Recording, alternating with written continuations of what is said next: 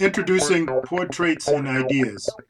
I'm Erlen Nisgal presenting interviews to inspire and perhaps unveil something new in the realm of ideas.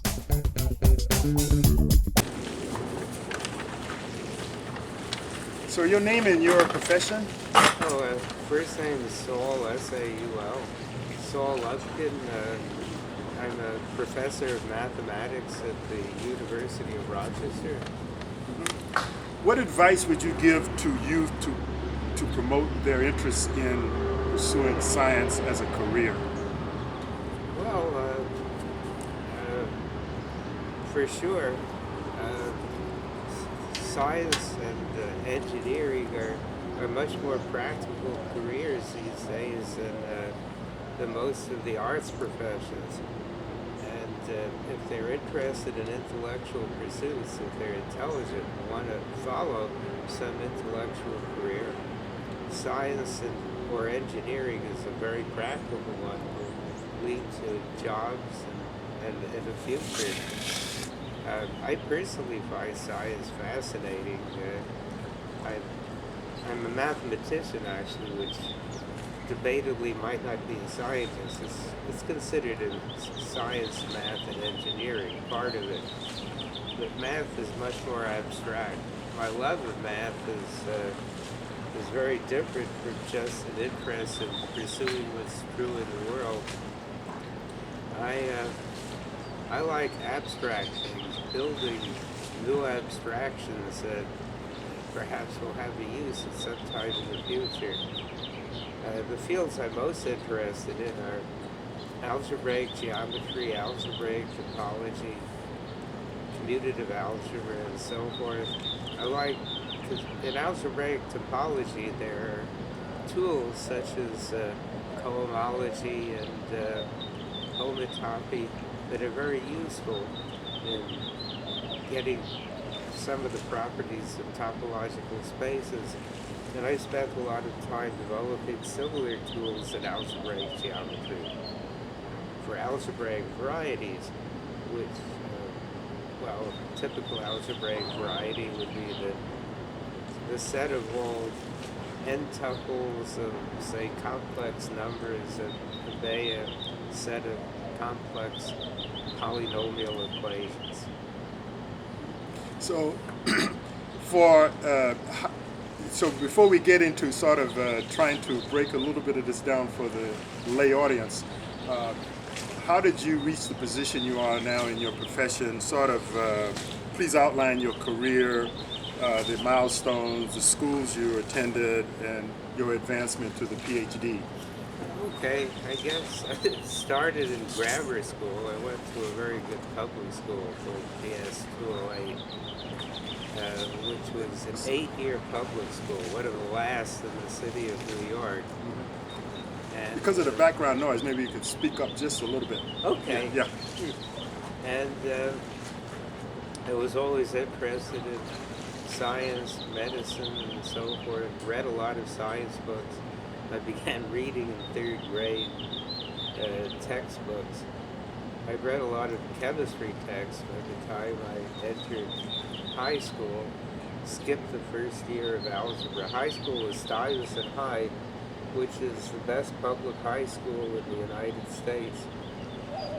And there I did very well in all the math courses and science courses. Graduated with about the 2nd highest average. Had my choice of which university I wanted to go to, and with lots of possibilities for full paid scholarships. I chose Columbia, taking the Pulitzer Scholarship. I was at the time very interested in chemistry, but I skipped the first year of inorganic chemistry and went right into organic chemistry.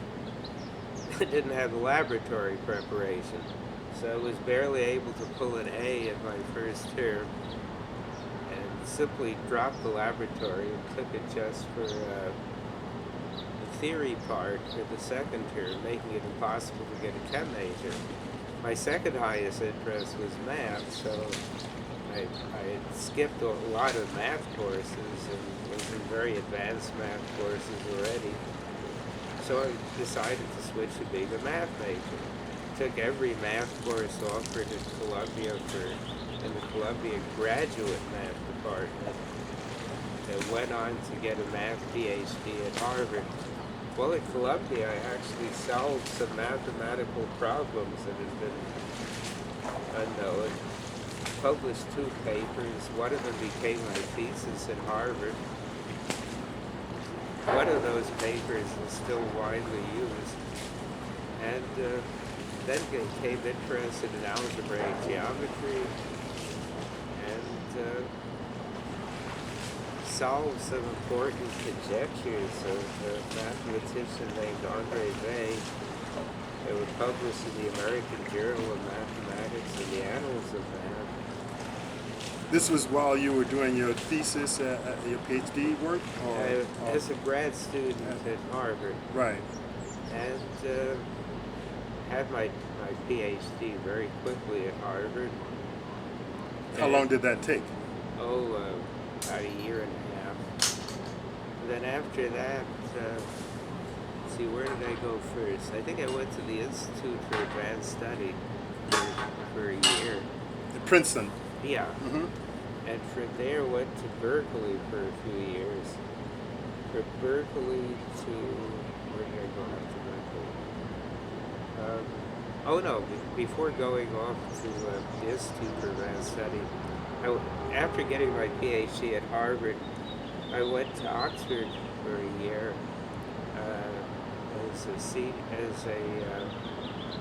as a postdoc, and from Oxford went to Stanford, and not really as a postdoc, it was on an NSF grant, and then continued on that NS grant at Stanford, and then went to see where I go to Stanford. Then I went to Princeton to the Institute for Advanced Study, published some other papers, went from there eventually to Penn State, and from Penn State I came up to Rochester. What a fascinating journey you've had. So, what would you say was your childhood stimulus to become a mathematician? Well, initially I was more interested in chemistry, but I was also very fascinated by math. Both things interested me a lot. Mm-hmm. Did you find any scientists that inspired you or motivated you toward this, or that you had read about with all of your extensive readings? I think it was just in my family. I had a brother who was interested in physics, but I don't think that was the main source of my interest either. My family was very science motivated, even though my parents were immigrants from Russia and never had a college education. Okay. There was that air of science in the household. Oh yeah. Yeah, which was a very important. And I guess you had a lot of books available in your household. Oh yeah, quite a few, and I read them all. Right. So, so in your work toward getting these degrees, how did you spend your time studying? And when you ran into obstacles, for example, things you didn't understand, how did you handle that sort of situation to continue? Because one of the things that happens, particularly with math, is students who have an idea of pursuing it, they get to a point where they run into difficulty understanding, and then they give up, and then we lose a great scientist potentially. So how did you get past that? Well, I guess I never had that problem. So that was, I guess, a gift of birth, so to speak, in your case, eh? Yeah, I guess I had an aptitude for it. Sure. When did you recognize that? I mean, early on. Very early, eh? And did your teachers encourage you as a result of spotting Well, I went to advanced school, so Sure, that sure. wasn't much of a problem. What are the most important skills that one needs to have to pursue mathematics? What would you say? Say someone wanted to prepare to be a mathematician, what should they do when they are in? Well, the main thing is to have ability in math. If you have ability, then it's a good thing for you. If you struggle with math, becoming a mathematician might not be the best idea. But it is possible to learn well. For example, I guess I can give an example of my own.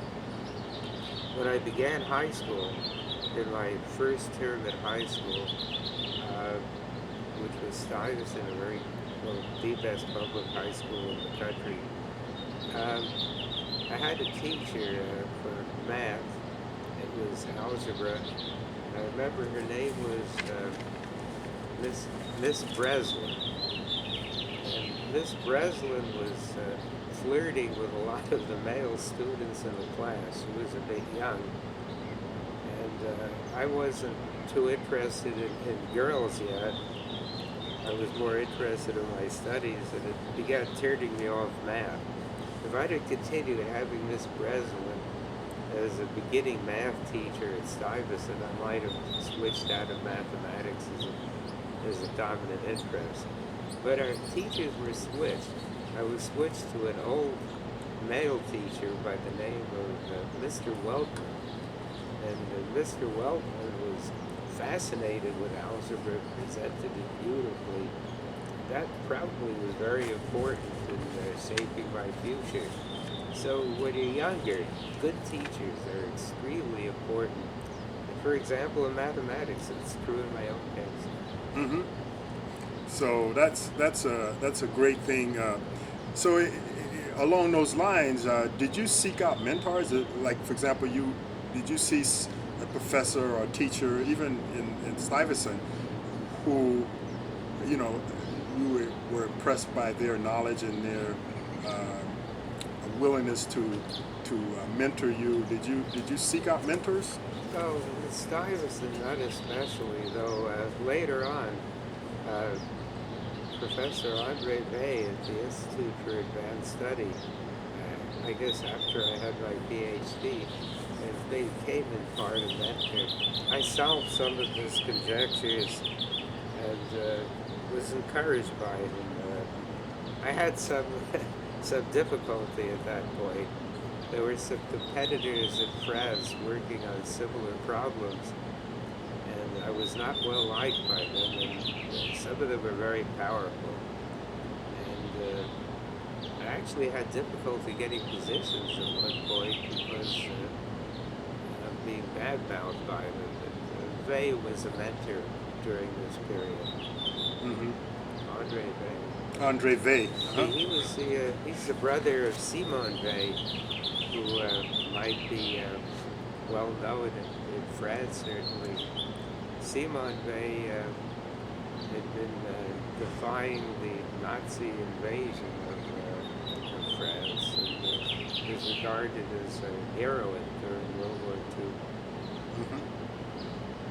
Yeah, so it's very interesting what you described. So let's get back to the point you were making earlier of the area of mathematics that you have, pursued in your career, the papers you've published.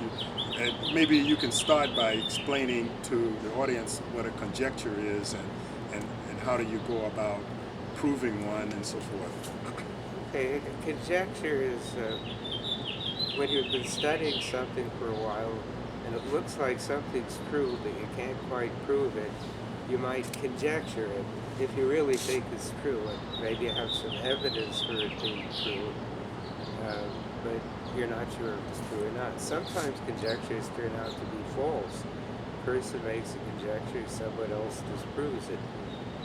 But there's some famous conjectures to this date that remain unproved. The most famous is probably the Riemann conjecture. The Riemann conjecture was made by Riemann, one of the great mathematicians of 19th century Germany. And it's a conjecture that would give information about the distribution of prime numbers It's not something that I'm particularly involved in, but I do a different kind of algebra. But it's probably the major unsolved conjecture in mathematics. Anyone who proved the Riemann conjecture, that would be the greatest thing possible to do in mathematics today. Mm-hmm. So Fermat's last theorem is an example that was recently solved in the last 5 years. That's a good example, right? And the person who solved it won the Fields Medal, which is the mathematical equivalent of the Nobel Prize. Yes, yes. So I'm going to go broad now. What would you say are the most significant breakthroughs in science that you would predict over the next 10, 25, or 50 years? Oh, I know math better than science, but I have no idea if the Riemann hypothesis will be solved or not. There's still some important conjectures in algebraic topology. I believe it's in dimension 4-dimensional structures. There's a lot that's still unknown about 4-dimensional spheres. The Poincare conjecture was one of the leading conjectures until it was proved a couple of years ago in dimensions 5 and higher. But in dimension 4, the original Poincare conjecture was in dimension 3, and that was proved. But dimension 4 remains unknown. So I have a feeling that topologists will finish up the major problems in dimension 4. One of the things that impresses me about math is how math has been such a powerful tool for the physicists, particularly astrophysicists, to make predictions about astrophysics, various aspects of things happening in the deep universe and so on. For example, Raymond, you mentioned, I think Einstein used a lot of his geometric ideas. That's a good example. Yeah, right. And what Riemann did initially was considered abstract and not very important. The sort of thing just pure mathematicians would be interested in. But then Einstein applied it to develop this theory of relativity. That's a good example. The physicist often has to use very complicated math, but not right away sometimes. What is, also broadly, what are some of the sort of scientific problems that you see over the next 15 years that we need to solve beyond Raymond's conjecture? Well, there's certainly a lot of fascinating problems in physics, and it's not the same as doing math. In math, when you develop an abstract structure and study it, it has meaning by itself. It doesn't have to have a physical reality. But in physics, we don't really know the nature of the universe. We don't know what kind of animal the universe is. Is it a topological manifold? Is it a differentiable manifold? Many physics theories treat the universe as if it's a differentiable manifold. Relativity falls into that category. But it isn't. I mean, quantum mechanics means that it's discrete. And more complicatedly, we don't know where each particle is at every point. Probability theory for mathematics has to be used to make sense of quantum mechanics as it's known now. So there's a lot to be done in understanding the nature of the universe, and what kind of math and physics will be used for that is almost anyone's guess. So do you think that the knowledge toward these major problem-solving accomplishments, do you think it's increasing geometrically in the sense of not a linear progression of progress, but a geometric? Well, the rate of progress probably is on the increase, and it's a good thing. Accelerating. Probably, slightly. So Um, so what? So so getting back to your work, is there a possibility of you explaining your focus in math that would be sort of at a level someone can understand? Say maybe how it could be practically applied, or is it purely theoretical? It's purely theoretical. Although, as with all purely theoretical math, sometime in the future it's likely to be applied. Now, Riemann stuff didn't get applied by Einstein until way after he died. And so as we kind of wrap things up here, what is your sort of a lay explanation of your work? I don't know what to give. So you were mentioning several titles, say of your publications and so on. Like say for example that the publication you did when you were a grad student that was really cited by a lot of folks, and it's still being used. What's the nature of that publication? Well, it's called Embedding of Abelian Categories. Abelian categories are something that works with the homological algebra. They show up for various reasons. And the simplest example is one called the category of abelian groups, which any mathematician would understand. And they're easy to work in that particular category. An abstract abelian category, some of the things that are easy to do with a more concrete example of abelian groups are hard to do in an abstract abelian category. But embedding of abelian categories says basically that essentially every abelian category can be thought of as being the subcategory of the category of abelian groups. It makes the abstract abelian category as easy to work with as if we were just working with abelian groups. And that's why that's still used today. So one of the last questions is... that's a practical application Sure. to an abstract branch of mathematics. Correct. But not that abstract. Right. How would you describe a typical working day in your work as a professor at the University of Rochester? Well, it depends which day of the week it is.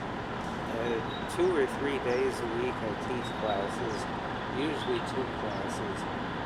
Sometimes they're simple calculus classes, sometimes they're advanced graduate courses. So I'd have office hours for students, and when I have time, do some research. Okay, and the last question is, what is your definition of success? I don't know. That's a difficult one. And what would you say is the greatest achievement in your profession so far? And that might allude to what you think success is. Well, again, with respect to success, if one is talking, there are different levels. There's the level of your career, there's your personal life, family life, and so forth. One of my biggest successes are my 2 daughters. Okay. The success of your children, Right. Absolutely. And on the other hand, there's the success of my own profession, succeeding in proving theorems I've worked on, getting a grad student his PhD in a nice topic, teaching a class and having them do well. There's all sorts of different levels of success. And family might not do so well or something. I think that your comments would be very inspiring to students who might want to pursue mine. So thank you very much, Professor Sure. Lubkin.